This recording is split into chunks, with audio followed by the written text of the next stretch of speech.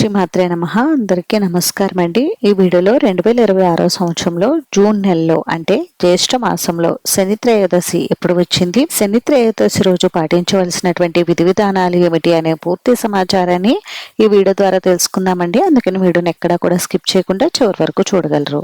హిందూ పంచాంగం ప్రకారం త్రయోదశి తిథి శనివారం వస్తే దానిని శని త్రయోదశిగా అయితే జరుపుకుంటామండి. త్రయోదశి తిథి అత్యంత శక్తివంతమైనది. శనివారం శ్రీమన్నారాయణుడికి అత్యంత ప్రీతికరమైనటువంటి రోజు.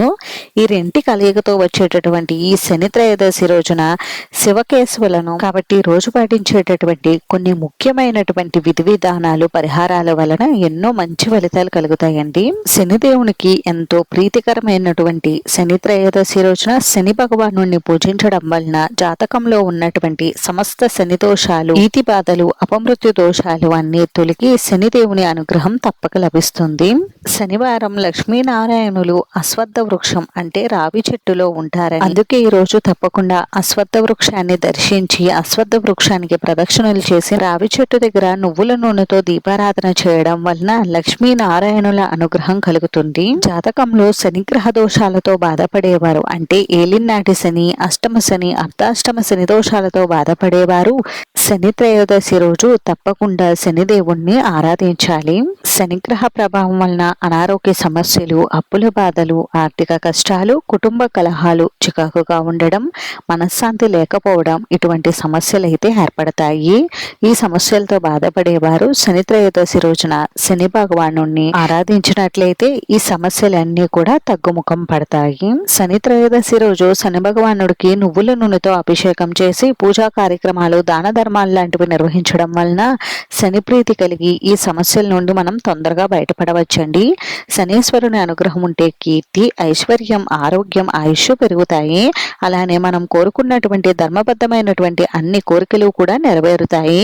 మరి ఇంతటి విశేషత కలిగినటువంటి ఈ శని త్రయోదశి ఈ 2026 సంవత్సరంలో జూన్ నెలలో ఎప్పుడు వచ్చింది అని అంటే 2026 జూన్ 27వ తేదీన అయితే వచ్చిందండి. ఈ రోజు విశేషంగా మనకి త్రయోదశి తిథి రాత్రి 12:23 వరకు ఉందండి. అలాగే ఈ రోజు అనురాధ నక్షత్రం రాత్రి 10:39 వరకు ఉంది.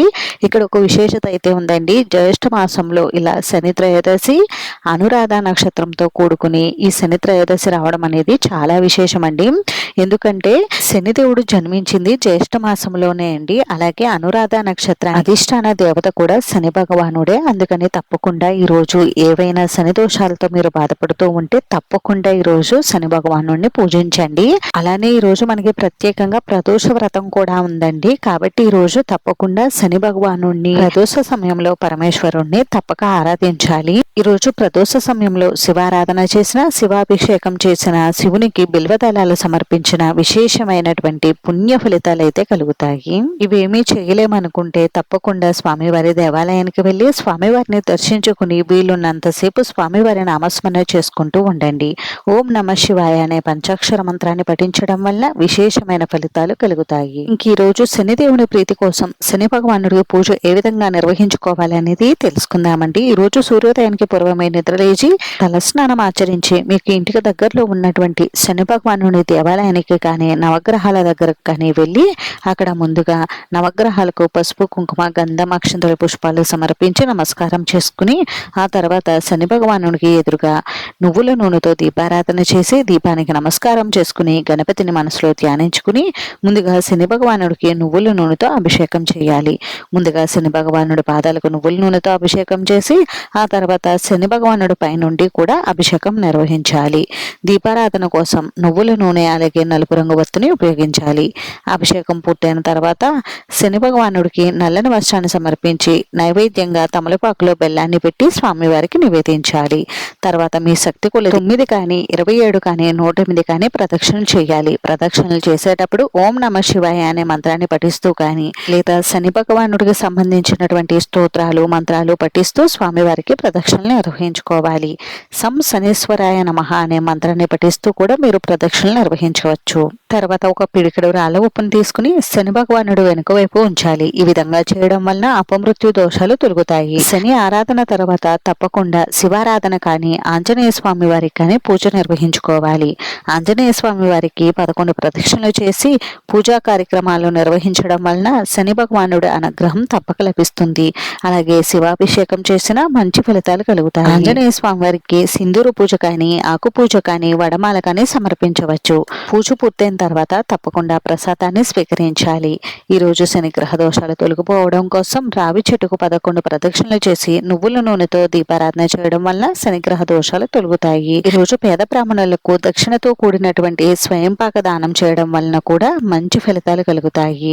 ఈ రోజు ప్రత్యేకంగా నల్లని వస్త్రంలో నల్ల నువ్వులు ఉంచి బ్రాహ్మణులకు దక్షిణతో కూడినటువంటి తాంబూలం సమర్పించడం వలన మన జాతకంలో ఉన్నటువంటి సమస్త అరిష్టాలు దోషాలు తొలగిపోతాయని అంటారు. అలానే వీటితో పాటుగా నువ్వుల నూనె, నలుపు రంగు వస్త్రం, ఇనుప మూకుడు, ఉప్పు, బెల్లం, ఇటువంటి వస్తువులు కూడా ఈ రోజు బ్రాహ్మణులకు దానంగా ఇవ్వవచ్చు.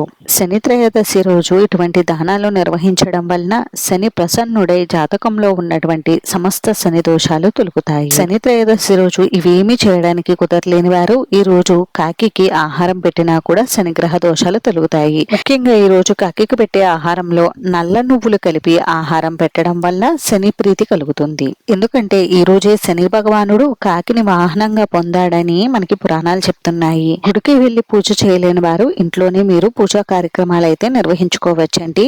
ఈ రోజు ముఖ్యంగా ఆంజనేయ స్వామి వారి ఆరాధన, శివారాధన, విష్ణు ఆరాధన వలన కూడా మనకి శనిగ్రహ దోషాలు తొలగిపోతాయి. రోజు పూజా కార్యక్రమాలు దానాలే కాకుండా పెద్దలను గౌరవించడం, తల్లిదండ్రులకు ప్రదక్షిణ చేసి పాదాభివందనం చేయడం లాంటివి చేయాలి. అలానే మద్య మాంసాలు సేవించరాదు. వీలున్నంతలో మౌనంగా ఉండి దైవారాధన చేసుకుంటే ఉత్తమం. శని భగవానుడికి సంబంధించినటువంటి స్తోత్రాలు ఈ రోజు 27 సార్లు పఠించడం వలన శని అనుగ్రహం కలుగుతుంది. అంతేనండి. చూసారు కదా. ఈ వీడియో మీకు నచ్చితే ప్లీజ్ లైక్ చేసి, షేర్ చేసి, సబ్స్క్రైబ్ చేసుకోండి.